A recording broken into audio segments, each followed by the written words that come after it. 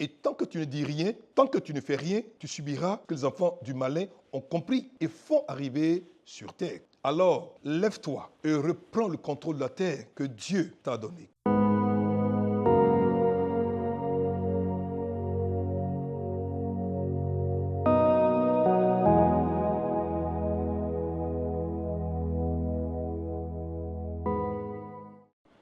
Recevez chez vous le shalom du Créateur. Le thème d'aujourd'hui, un message d'espoir, a pour libellé, je n'ai ni argent ni or, mais ce que j'ai. Aujourd'hui, beaucoup de croyants sont victimes de faits et d'événements comme ceux qui n'ont point de Dieu. Et le plus triste dans tout cela, c'est qu'ils rendent Dieu responsable de ce qui a pu leur arriver ou arriver à ceux qui sont les bien-aimés. Mais peut-on rendre le grand Dieu responsable de faits qu'il n'a pas commandés ou accomplis? En fait, il faut le garder une fois pour toutes à l'esprit. Dieu n'est pas responsable de ce qui se passe sur la terre, car il a donné l'autorité de la gestion à l'homme. Mais que Dieu soit le maître de tout. Comme Dieu est Dieu dans les cieux, en créant l'homme comme lui, à son image et à sa ressemblance, il lui a donné la domination de la terre. Genèse 1, verset 28, verset 2, qui dit ceci. Puis Dieu dit, faisons l'homme à notre image, selon notre ressemblance, et qu'il domine sur les poissons de la mer, sur les oiseaux du ciel, sur le bétail, sur toute la terre, et sur tous les reptiles qui rampent sur la terre. Dieu créa l'homme à son image. Il le créa à l'image de Dieu. Il créa l'homme et la femme.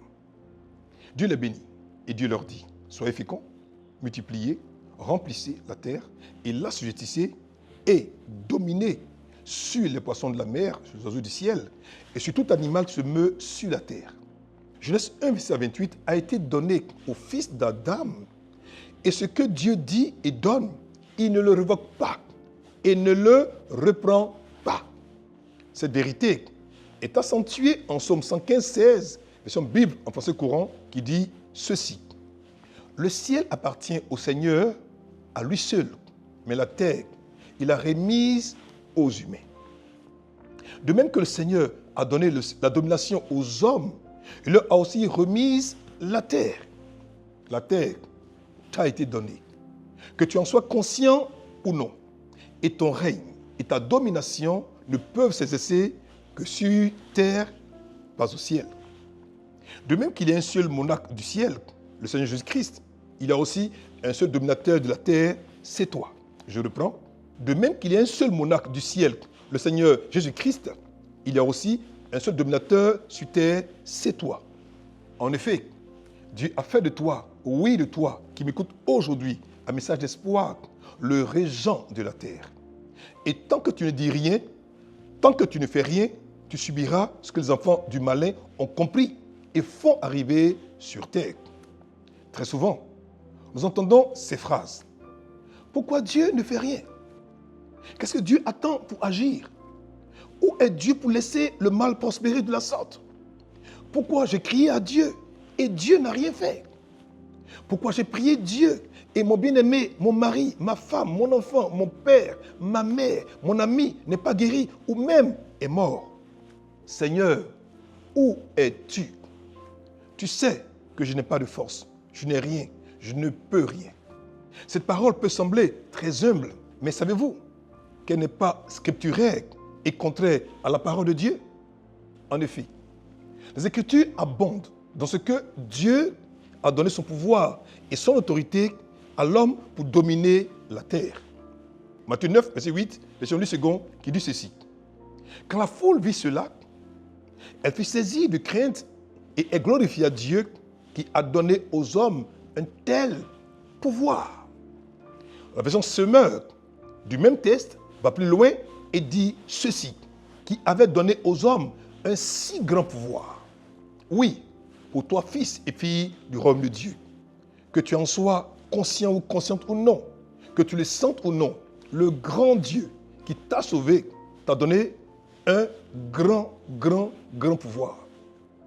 Mais tu as manqué de l'utiliser. Tu as manqué de l'employer. En rejetant ta responsabilité de chef de la terre sur Dieu qui gère, lui, le ciel. Oui, Dieu veut agir. Dieu veut guérir. Dieu veut bénir. Il veut restaurer. Il veut protéger. Mais il ne veut le faire qu'au travers de toi. Oui, toi qui me suis maintenant, un message d'espoir. Vous attendez Dieu, mais Dieu aussi vous attend. Seulement, n'oubliez pas une chose, une vérité. Vous êtes sur terre, mais Dieu, il est au ciel. Et c'est dans votre maison, la terre, que se trouve le besoin. Qu'allez-vous faire maintenant? Attendre encore Dieu ou agir en son nom? Mieux, les apôtres ont bien compris cette vérité. Les apôtres Pierre et Jean ont fait quelque chose qui devrait nous challenger, nous défier. Lisons Actes 3, verset 6, version Louis II. Alors Pierre lui dit, je n'ai ni or, ni argent, mais ce que j'ai, je te le donne. Au nom de Jésus-Christ de Nazareth, lève-toi et marche. Pierre et Jean savaient ce qu'ils avaient. Ils en étaient très conscients.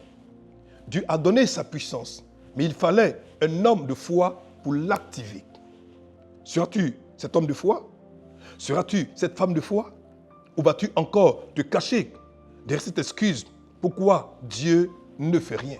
Et toi, quand vas-tu enfin te lever pour agir? Écoute, comme le dit le Seigneur dans le psaume 89, verset 34, version top, je ne violerai pas mon alliance, je ne changerai pas ce qui est sorti de ma bouche. Alors, lève-toi et reprends le contrôle de la terre que Dieu t'a donnée.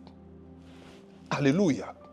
Si aujourd'hui, vous m'avez suivi un message d'espoir, vous avez compris cette grande vérité qui montre que Dieu nous a donné ce grand pouvoir, ce puissant pouvoir, cette âme puissante en son nom. Alors, n'attendons plus que Dieu agisse pour nous sur terre, mais prenons notre capacité de régent, de chef de la terre, de dominateur de la terre, et en son nom, prions. En son nom, suspendons. En son nom, arrêtons. En son nom, neutralisons le pouvoir des forces des ténèbres. Que Dieu vous bénisse, qu'il vous garde, qu'il vous accorde sa paix et son shalom. Portez-vous bien, très bientôt. Au revoir. Pour vous qui venez nous suivre un message d'espoir, si vous avez pris l'engagement d'offrir votre vie au Seigneur Jésus-Christ de Nazareth, priez avec moi en disant ceci. Ô Seigneur, Dieu, je crois de tout mon cœur en Jésus-Christ, Fils du Dieu vivant. Je crois qu'il est mort pour moi, que Dieu l'a ressuscité des morts. Je crois qu'il est vivant aujourd'hui. Je confesse de ma bouche que Jésus-Christ est le Seigneur de ma vie à partir d'aujourd'hui. Par lui et en son nom, j'ai la vie éternelle. Je suis né de nouveau. Merci Seigneur d'avoir sauvé mon âme. Je suis désormais un enfant de Dieu.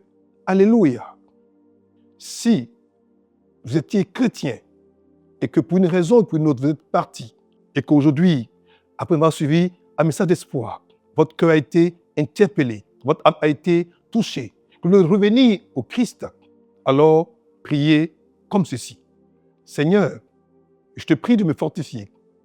Pardonne-moi d'être reparti. Je viens à toi d'un cœur repentant, décidé, engagé à prendre la résolution, la décision de suivre pour la vie. Restaure-moi, guéris-moi, forge-moi et maintiens-moi en ta présence. Je prends à nouveau l'engagement de remarcher avec toi, de vivre pour toi. Seigneur, merci de m'avoir restauré à nouveau. Je te reçois pleinement et entièrement encore en mon cœur. C'est au nom précieux, au nom puissant, au nom merveilleux de Jésus-Christ de Nazareth que je suis à nouveau restauré. Alléluia. Si alors vous avez fait prier avec moi, soyez apaisés, soyez rassurés, Dieu votre Père vous a restauré. Que Dieu vous bénisse, que sa paix et son shalom, pour tout bien, à très bientôt. Au revoir.